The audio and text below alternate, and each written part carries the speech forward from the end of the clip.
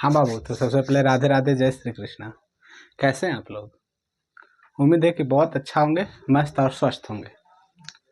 तो सबसे पहले स्वागत और बहुत बहुत बधाई आपका अपना छोटा सा यूट्यूब चैनल अमन एकेडमी पर, जिसमें आप लोग काफ़ी सारा प्यार दुलार बहुत कम टाइम में दिए हैं, जिसके कारण हमारा चैनल बहुत कम से कम समय में ग्रो कर रहा है। और इसका पूरी हकदार आप लोग हैं, क्योंकि आप लोग के वजह से ही मेरा चैनल इतना ग्रो कर रहा। Thank you. तो हेलो दोस्तों, मैं इससे पहले एक चैप्टर पढ़ाया था, उस चैप्टर का नाम था गांव का घर।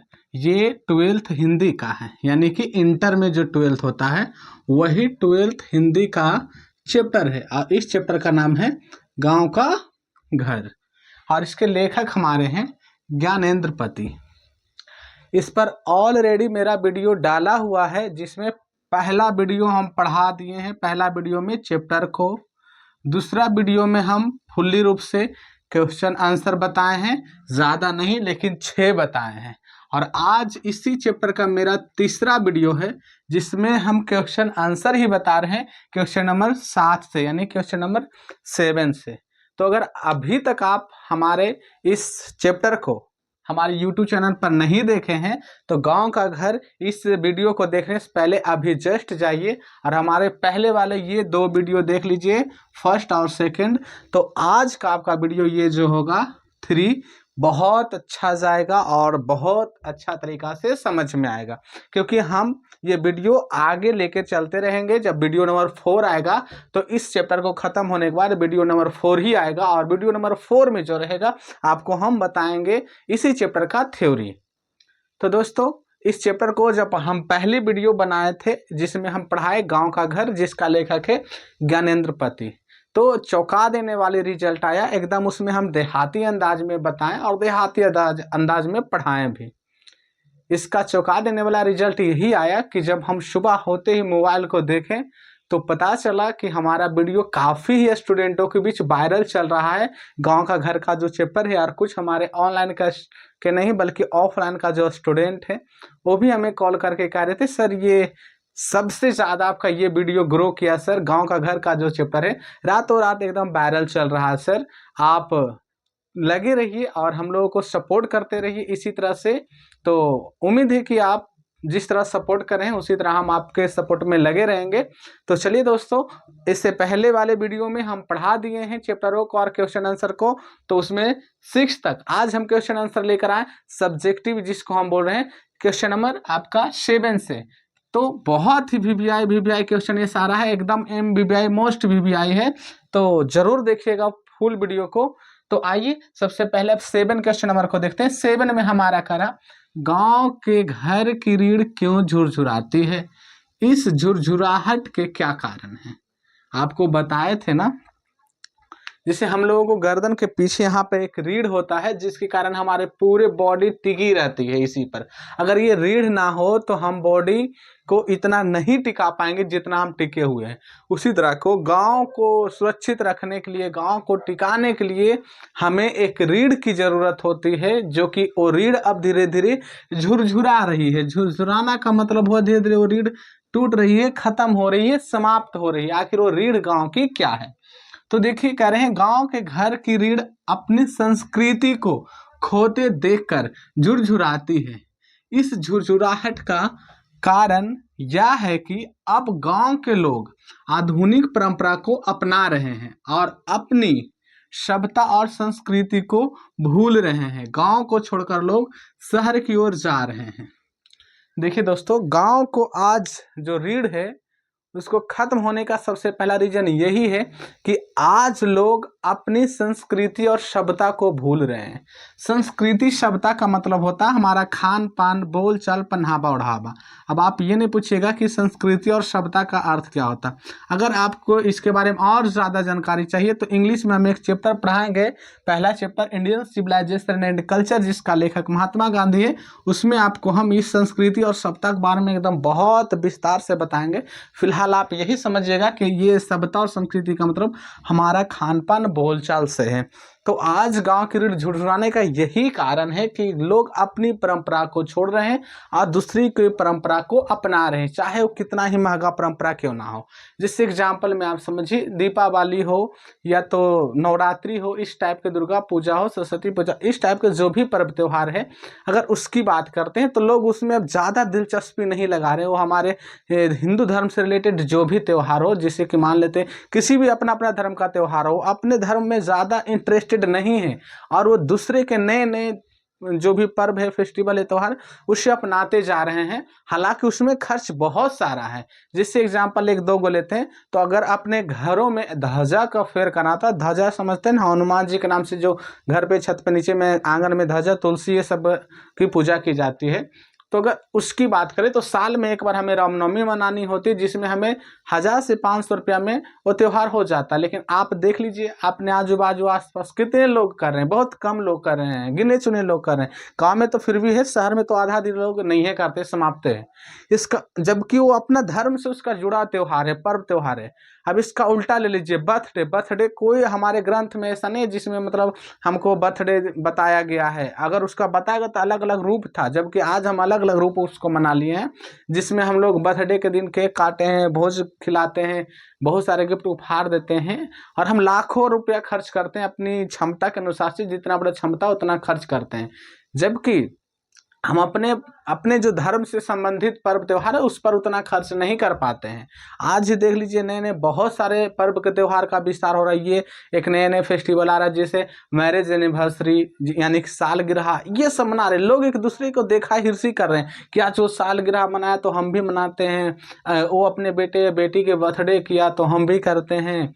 इस तरह से हम नए नए त्योहारों को अपने जीवन में और अपने घरों में जगह देते जा रहे हैं और हमारा जो अपना घरेलू त्यौहार है हम उससे क्या करते जा रहे हैं, धीरे धीरे खत्म करते जा रहे हैं। शहर के नई नई परंपराएं, नई नई पर्व त्यौहार को हम अपनाते जा रहे हैं। वो क्यों ना वट सावित्री का हुआ, वट सावित्री को ले लीजिए, भर पूजा को ले लीजिए, लोग उस दिन बहुत अच्छे खासे से मनाते हैं।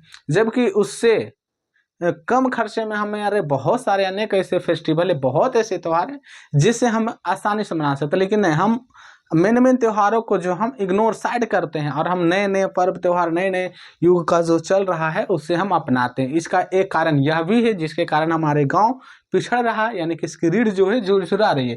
दूसरी कारण यह भी है कि लोग आधुनिक परंपरा, ये तो अभी जस्ट बताएं, आधुनिक परंपरा मतलब आज की परंपरा, आज के नए नए जितना परंपरा नया नया चला हुआ, जितना चला हुआ उसे हम धीरे धीरे साइड कर रहे हैं। वो कपड़ा लत्ता से संबंधित हो, खान पान से संबंधित हो या किसी चीज़ से संबंधित हो, हम उसे हटा रहे हैं और हम नए नए परंपराओं को ला रहे हैं। जिससे पहले हम लोगों के बर्तन में चलता था कांसा पीतल इस टाइप का, हम अब उसे हटा के उसके जगह पर हम ले आए प्लास्टिक, ग्लास, इस तरह के बर्तनों को लेके आ गए।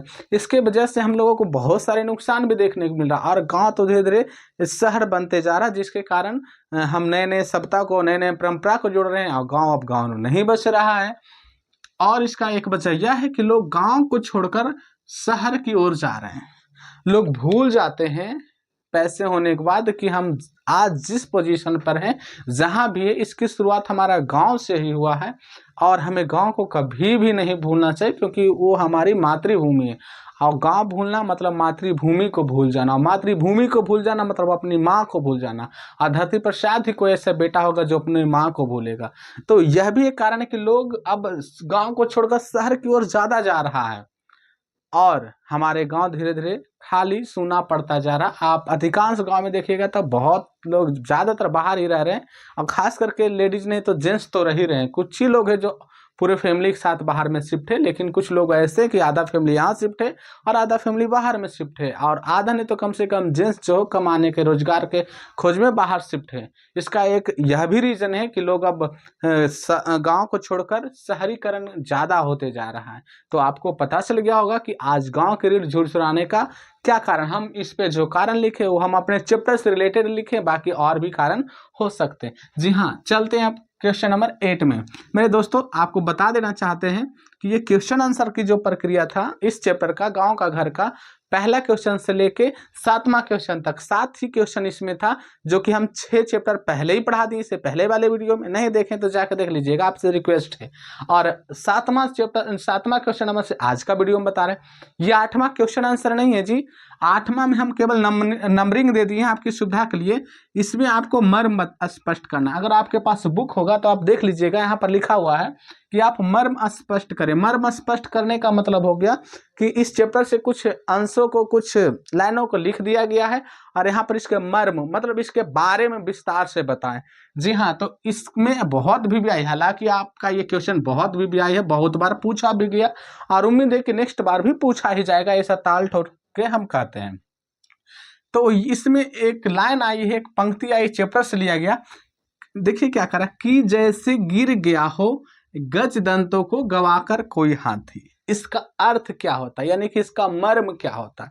आपको बोर्ड में कुछ इस तरह से पूछ सकता है कि मर्म स्पष्ट करें, या तो फिर आपको लिख सकता है अर्थ स्पष्ट करें, या अर्थ को बताएं, या भावार्थ को लिखें। इस टाइप से आपको किसी तरह से आपको ये क्वेश्चन पूछ सकता है, जिस तरह से भी पूछेगा, लेकिन आपको इसके बारे में ही बताना है। तो जिस इसमें हम कुछ शब्दों को पहले देखते हैं। गज दंत, गज मतलब हाथी और दंत मतलब दांत।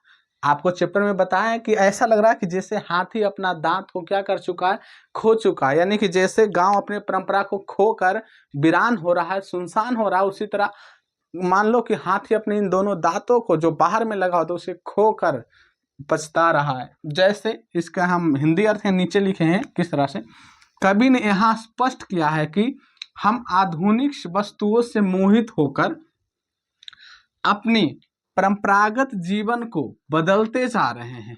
उनका वेशभूषा, रहन सहन सब कुछ बदलता जा रहा है। इन सभी को देखते हुए कवि ने कहा है कि मानो कोई हाथी अपने चमकते दांतों को गवाकर बैठ गया हो। आप देख सकते हैं, ये स्पष्ट लेखक का कहना है कि लोग आज हम सब आ गए इसमें आधुनिक वस्तु से मोहित होकर। आधुनिक मतलब नए जमाने में जो भी चीज़ें आ रही है, नए ज़माने में देख रहे होंगे मॉडलिस्ट कपड़े का डिज़ाइन आ रहे हैं, अच्छे अच्छे मोबाइल्स फ़ोन आ रहे हैं, अच्छे अच्छे घर की सजावट आ रहे हैं, अच्छे अच्छे दुकानों में ऑफर आ रहे हैं, बहुत कुछ हमारे ज़माने में अच्छे आ रहे हैं और हम उससे मोहित हो गए हैं। आजकल तो मतलब हमारे घर से रिलेटेड जितना सजावट है सब कुछ क्या है, मतलब हमारे पास प्रेजेंट है, जबकि पहले ज़माने में ऐसा नहीं था। पहले घर को अगर देखना है और घर की सजावट देखना है तो पता है पहले घर किस तरह से सजाया जाता होगा। अगर आप गांव से होंगे तो पता होगा। आप इस तरफ देखो तो एक सूप टंगा हुआ है, उस तरफ देखो तो एक बाल्टी टंगा हुआ है, उस तरफ देखो तो एक कुछ बर्तन टंगा हुआ, उस तरफ देखो तो एक थैला टंगा हुआ, इस तरफ देखो तो एक झोला टंगा हुआ, ऊपर देखो तो कपड़े रखे हुए। इस तरह से पहले के ज़माने के जो घर होते थे उसकी सजावट होती थी। जबकि आज के ज़माने के घर में क्या, इस तरफ देखो तो एलसीडी लगा हुआ है, ऊपर देखो तो फैन लगा हुआ है, बगल में देखो तो कूलर और एसी लगा हुआ है, नीचे में देखो तो कारपेट, कालीन, टाइल्स बिछी हुई है, साइड में देखो तो एकदम एलमीरा लगा हुआ है, तरफ में देखो तो फ्रिज लगा हुआ। इस तरह से आज हम अपने घरों को सजाते हैं, यानी कि पुरानी परंपरा को छोड़कर हम लोग नई परंपरा में आ रहे हैं। हालांकि बाद में हमें इसका पछतावा मिलता है, तो जिससे पुरानी परंपरा को हम बदल के हम दूसरे परंपरा में आ गए। तो ऐसा ही हो रहा है जैसा मानो हाथी बेचारे अपने चमकते दमकते दांतों को छोड़कर, यानी कि गवाकर बैठ गया हो। यानी कि हम अच्छा खासा जिंदगी को छोड़कर, शुद्ध जीवन को छोड़कर, शुद्ध भोजन को छोड़कर आज हम लोग पिज्ज़ा, बर्गर, मोमोज, ऐसे चाइनीज फास्ट फूड जैसे नए नए खानों की तरफ आकर्षित हो गए। हालांकि कुछ लोगों को लग रहा होगा कि हम बदल गए हैं, लेकिन बउआ ये सोच लीजिए कि अगर कोई कौवा मोर की पंख लगा के घूमेगा तो कब तक घूम सकता है, एक ना एक दिन उसका असली चेहरा सामने आएगा ही। जिस एग्जाम्पल में बहुत लोग गांव को छोड़कर शहर की दर्जा दे रहे थे, शहरों को अच्छा मान रहे थे, उसकी विशेषताओं को बता रहे थे, खासियत को बता रहे थे, लेकिन जैसे ही कोरोना यानी कोविड-19 लॉकडाउन लगा, सबको दम तुरंत याद आ गया अपने गाँव के और दौड़े भागे पैदल महीनों दिन का रास्ता तय करके अपना गाँव में ही आया और वहाँ पर ही उसका जीवन सुरक्षित रहा और वहाँ पर ही जाके उन्हें चैन की राहत मिली, चैन की सांसें लेने को मिला। आप सोचिए, जो इंसान सब दिन शहर के नाम रट रहा था, जप रहा था, उसे एक ना एक दिन फिर कहाँ आया, फिर एक दिन हम अपने गांव में ही आए। हम जिस स्कूल को छोड़कर भागे थे कमाने के लिए 10-12 साल बाद, फिर उसी स्कूल में हमें आके ठहरने को मिला। स्कूल भी कहता होगा हमें देखकर कि तुम हमारा आश्रय छोड़कर, यानी कि हमारे यहाँ से भागकर तुम बाहर गया, और फिर बाहर से भागकर फिर तो हमारे यहाँ ही आ गया। आप देख रहे होंगे लॉकडाउन में जो भी बाहर से आते थे सबको स्कूलों में रखा जाता था कैदी की तरह। उसके बाद अपने घर आने के कुछ प्रोटोकॉल नियम होते थे। यानी कि आज के लोग यही कर रहे हैं, अपनी परंपरा को भुला गए, अपनी संस्कृति को भुला गए, अपने खान पान को भुला गए, अपने पहनावा ओढ़ावा को भुला गए, और खुद तो भुलाए ही भुलाए, अपने बाल बच्चे को भी भुला दिए। बच्चे को भी आज शॉर्टकट पहनावा ओढ़ावा कर रहे हैं, चाइनीज फास्ट फूड की खाने खिला रहे हैं।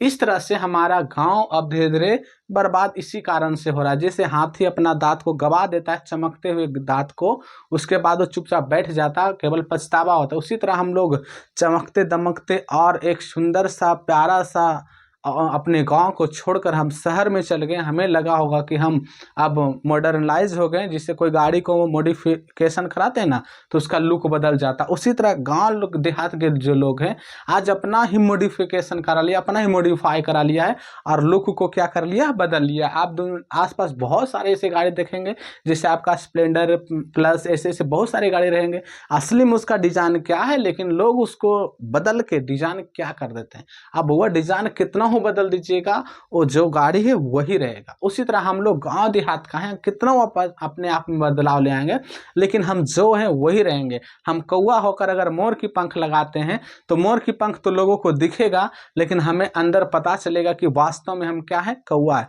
और एक ना एक दिन हमारी असलियत सामने आएगा, जिस तरह हमारा असलियत लॉकडाउन में सामने आएगा। तो आप सब कुछ को भूलते हुए छोड़िए, लेकिन आप अपने गांव को कभी ना भूलिए। इस जो भी लाइन है इसका यही अर्थ है। तो उम्मीद है कि आपको ये अर्थ बहुत अच्छा खासा समझ में आया होगा। हालांकि इसके आगे भी बहुत सारा स्पष्ट करने के लिए कह रहा था, मर्म स्पष्ट करने के लिए कह रहा, लेकिन हम बहुत सारे को नहीं बताएं, क्योंकि हमें पता है कि आपका सबसे ज़्यादा इम्पोर्टेंस यही है। और ऐसे भी आपको हम पहले ही बता दें कि अभी हम पूरे चैप्टरों को पढ़ा रहे हैं, हिंदी इंग्लिश के जो भी 12th का है, हम पूरे चैप्टरों को पढ़ा रहे हैं। और चैप्टर में आपको सब्जेक्टिव, ऑब्जेक्टिव, थ्योरी और चैप्टर पढ़ा रहे हैं। एक बार जब पूरे चैप्टर को ख़त्म कर देंगे तो एग्जाम आते आते एक ऐसा वीडियो लेकर आएंगे जिसमें आपको सारे चैप्टर के सारांश बताएंगे, केवल और केवल सारांश। आपको पता होना चाहिए 4 से 5 नंबर का सारांश पूछा जाता है। आपको पता नहीं होगा कि सारांश किसे कहते हैं, तो आप टेंशन मत लीजिए, हम पढ़ा भी देंगे, बता भी देंगे कि सारांश किसे कहते हैं। सारे चैप्टरों का सारांश बताएंगे, और साथ ही साथ जिस चैप्टर में जहाँ जहाँ भी भावार्थ मर्म स्पष्ट करे हैं, या अर्थ स्पष्ट करे हैं, या भावार्थ स्पष्ट करे हैं, इस तरह के जो भी क्वेश्चन पूछा, उन सभी का हम पूरे चैप्टर खत्म होने के बाद एक साइड से वीडियो लाएंगे, ताकि आपका पूरा डाउट क्या हो जाए तो क्लियर हो जाए। तो बुआ, उम्मीद है कि आपको इसका क्वेश्चन आंसर सोल्व भी हो गया होगा। हाँ, यहाँ हमारे जो चैप्टर है गांव का घर, इसका क्वेश्चन आंसर सोल्व होने के साथ ही साथ आपको एक मर्म स्पष्ट करने वाला क्वेश्चन भी साइड से मिल गया है। और आज हम आप लोगों को दे रहे हैं HW। आपको दिख ही रहा होगा, कभी कभी कुछ बच्चे बोलते हैं कि सर आप कुछ चीज़ों को आप दिल बना के उसमें HW देते हैं, या कुछ ऐसे ऐसे, तो आप दिल बना के क्यों देते, इससे क्या होता? वो देखो, दिल बनाने का अगर इसका अर्थ देखिएगा तो बहुत सारा अर्थ निकल सकता है। जिसको यहाँ पर नेगेटिव ढूंढना है वो कहेगा कि इसको दिल से कुछ लगाव होगा, या चाहे जो भी नेगेटिव ढूंढ सकता है। लेकिन इसका पॉजिटिव बात यही है कि हम दिल में HW दिए, यानी कि HW को दिल में छुपा लेना है। हम दिल में ऑब्जेक्टिव लिखें, यानी कि आपको दिल में होना चाहिए, कम से कम तो एग्जाम तक होना चाहिए। और एक नया वजह यह है कि लोग आज के जो युवा है, स्टूडेंट हो चाहे जो भी, उसको दिल की तरफ बहुत ज़्यादा ध्यान जाता है। वो पूरे चैप्टर को भी हुलक रहा होगा, देख रहा होगा, ये नहीं पता है, लेकिन जैसे यहाँ दिल को देखोगा एकदम पूरा ध्यान चल गया होगा, आखिर उसमें लिखा हुआ क्या है। इसलिए हम आपका ध्यान को आकर्षित करने के लिए हम इस तरह की चीज़ें या इस तरह के डिजाइने का प्रयोग बीच बीच में करते रहें, और इसके पीछे की कोई वजह नहीं है। अगर आपको वजह ढूंढना है तो आप बहुत सारे ढूंढ सकते हैं, लेकिन मेरे दृष्टि से इसमें हम कोई खास बदलाव नहीं किए, कोई वजह के कारण नहीं लिखे। बस इसका यही एक कारण है, जो कि हम दिल बनाए, इसका एक कारण है कि आपका ध्यान यहाँ पर सबसे पहले पड़े। तो आप इस चैप्टर को जब गांव का घर पढ़ाए थे तो हम इससे रात में वीडियो अपलोड किए थे, ज़्यादा रात में भी नहीं किए थे, 8 से 12 बजे के बीच किए थे, कल 2 दिन पहले की रात। और आप रातों रात इस वीडियो को वायरल किए। इससे हमें पता चलता है कि आपको गांव का घर का जो चैप्टर है काफ़ी इंटरेस्टेड लगा, काफ़ी मज़ा आया होगा। और मज़ा क्यों नहीं आएगा, हम इसमें पूरी तरह से ग्रामीण भाषा में ही बोले थे, हिंदी का प्रयोग कभी कभार किए होंगे, लेकिन हम ज़्यादातर ग्रामीण भाषा में बोले होंगे। तो हमें लग रहा है कि आप इतना वायरल किए इसके कारण, और वजह यह हो सकता है कि आप इसको अच्छा से समझ लिए होंगे और इस चैप्टरों को अच्छा से पढ़ लिए होंगे। तो हम सोचे कि आज आपको HW दे देते हैं कुछ, और जब अगला वीडियो थ्योरी वाला लाएंगे तो हम HW का आंसर भी बता देंगे। लेकिन आपको HW कैसे बताना है, तो आपको कमेंट बॉक्स में इसका आंसर लिखना है। अगर सच में आप मेरे वीडियो को लाइक करते हैं, सब्सक्राइब कर सकते हैं, पसंद करते हैं और चाहते हैं कि हाँ हमें इस चैनल से जुड़ाव लगाव सब दिन बना रहे, तो अब धीरे धीरे आपको जब जब HW मिलेगा और उसे HW को पूरा करना होगा। HW को मिलेगा ही नहीं बल्कि HW चेकअप भी होगा। ऐसा नहीं कि आपको HW दे दिए चेकअप नहीं होगा। तो HW आज आपको ज़्यादा नहीं, कुछ ऑब्जेक्टिव दिए हैं, 6 ऑब्जेक्टिव दिए हैं और एक 7वां भी ऑब्जेक्टिव है जो आपको नहीं दिख रहा होगा, लेकिन हम बताएंगे और उसका भी आंसर आपको कमेंट बॉक्स में लिखना होगा जी। तो उम्मीद है कि आप मेरे बातों को हर बार मानते आए हैं। हमने आपको पहले बोला था कि हमें 2K+ सब्सक्राइबर चाहिए, इससे ज़्यादा चाहिए, तो आप दे भी रहे हैं और लगभग 2K+ क्रॉस भी करने वाला है। 1K जिस समय बोले थे आपने 1K+ इस यहाँ पर व्यूज दिए हैं, और 2K+ व्यूज जब बोले तो 2K+ व्यूज दिए हैं। सब्सक्राइबर में भी आपको 15 बोले थे, 15+ कर दिए। अब 100+ बोल रहे हैं तो 100+ भी सब्सक्राइबर क्रॉस करा, और हमें बहुत खुशी है। हालांकि बड़े बड़े यूट्यूबरों के लिए, जो पुराने यूट्यूबर हैं उनके लिए नॉर्मल बात है इतना आना, उसका एक दिन में आ जाता, लेकिन हम जैसे छोटे मोटे यूट्यूबरों के लिए इतना आना बहुत ही खुशी की बात है, वो भी मात्र 5 से 10 दिन की मेहनत में। मेरे लिए काफ़ी ये हौसला बढ़ाने वाली कदम होती है। तो अगर आप हमारे पढ़ाई को सही में समझ रहे हैं, सही मायने में समझ रहे हैं, तो हमको कैसे पता चलेगा। बहुत सारे स्टूडेंट हमें फ़ोन करके बोलते हैं या कमेंट करके बोलते हैं कि सर टीचरों के तो बहुत सारा वीडियो देखते हैं, लोग स्मार्ट बोर्ड पर भी पढ़ा रहे हैं, लेकिन आपका जो पढ़ाने का तरीका है सर बहुत आसान है, और आप किसी चीज़ों को कम शब्दों में, जिसे क्वेश्चन आंसर है, तो हम बहुत सारे टीचरों को देखे हैं जो सर 5-5, 8-8 लाइन में दे देता है एकदम किताबी भाषा में, लेकिन आपका वीडियो में सर हर बात एकदम स्पष्ट और क्लियर रहता है। हालांकि आपके पास स्मार्ट बोर्ड नहीं है, लेकिन आपका नॉर्मल बोर्ड पर ही सर हमें आपका वीडियो देखना काफ़ी पसंद होता है, और याद भी करने में बहुत आसानी से याद हो जाता है। तो इसमें बड़ाई और बुराई वाली बात नहीं है। देखो, हर टीचर अच्छे होते हैं और हर टीचर टैलेंटेड होते हैं। हम किसी की अच्छाई को भी नहीं बता सकते, तो हम किसी की बुराई को भी नहीं बता सकते, क्योंकि हम इन सभी देश दुनिया से दूर रहते हैं बुआ। देखो, आप जब किसी के बारे में ज़्यादा नहीं जानते तो आप उसके बारे में ज़्यादा गलत नहीं कर सकते।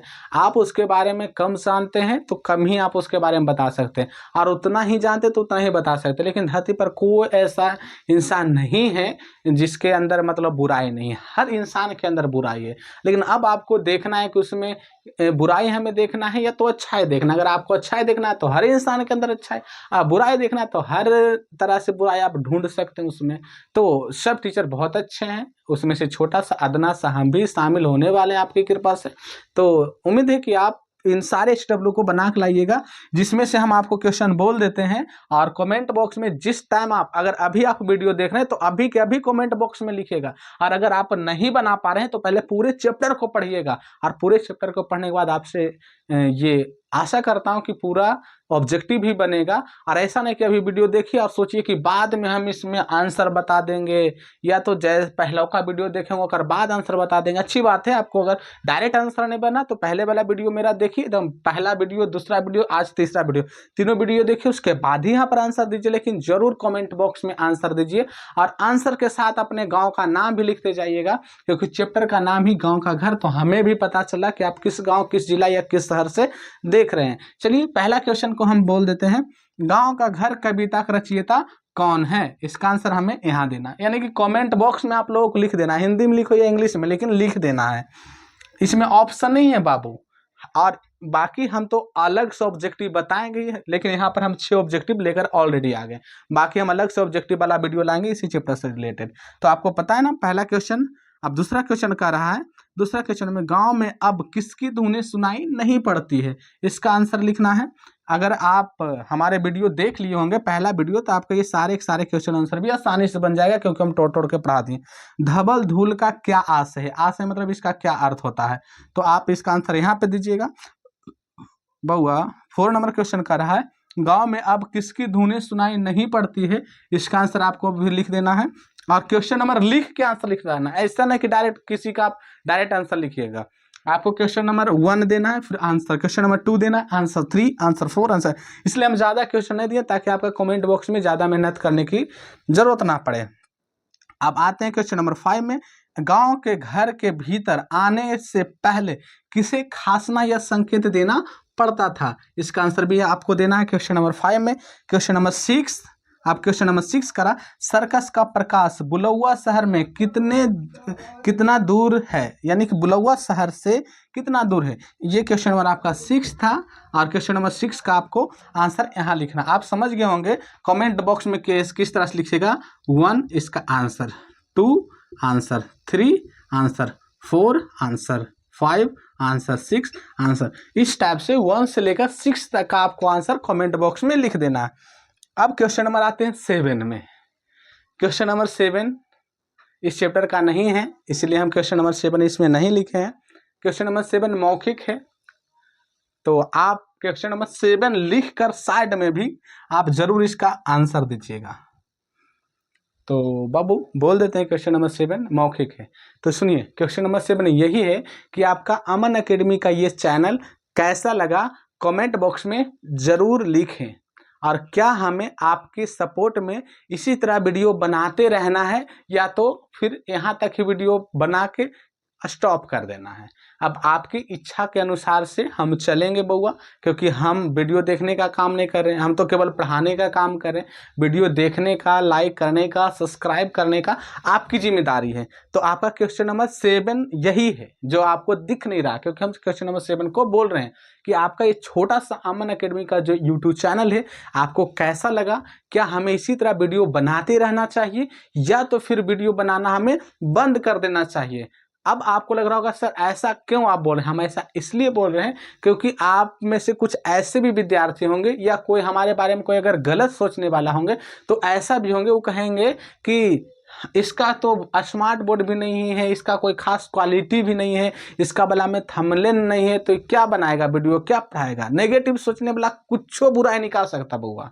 बुराई जरा निकालना रहता है ना, वो तोर अच्छाई के देखना बंद कर देगा, जिंदगी भर तोर कुछ देखेगा बुराई। जैसे एग्जाम्पल में, अगर तुम 10 आदमी के अगर मदद कर दिया, ओकरा नहीं जनाएगा, लेकिन एक आदमी के साथ गलती से मदद नहीं किया, उसको जना जाएगा, और ओकर खाली बारे में चर्चा करेगा कि एगो तुम काहे ने मदद किया, लेकिन वो भुला जाएगा कि 10 गो का मदद किया। तो इसलिए हम आपसे करें कि क्वेश्चन नंबर 7 जो आपको नहीं दिखाई दे रहा, जरूर इसका रिप्लाई जितना कम से कम शब्दों में दे सकते हैं।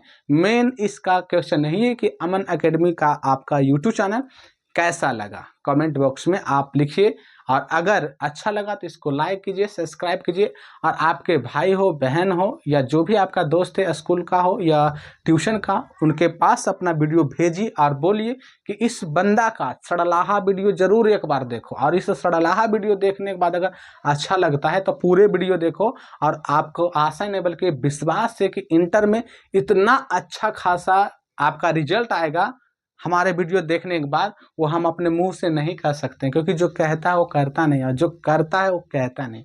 तो हम कह नहीं रहे, केवल हम डायरेक्ट करके दिखाएंगे, उस समय आपको पता चलेगा।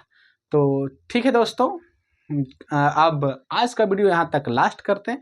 अगर हमसे कहीं पर गलतियाँ हो गया होगा, या किसी कारण से हमारे कभी कभार कोई वीडियो होता है जिसमें क्वालिटी में प्रॉब्लम आ जाता है, यानी कि थोड़ा बोर्ड पर ब्लैक टाइप से आ जाता है, या कभी कभी जो होता है थोड़ा सा उल्टा भी आ जाता है, तो हमें उसके लिए माफ़ी चाहता हूँ। और आज के लिए बस इतना ही, तब तक के लिए राधे राधे, जय श्री कृष्णा। उम्मीद है कि आपको ये वीडियो बहुत ही अच्छा लगा।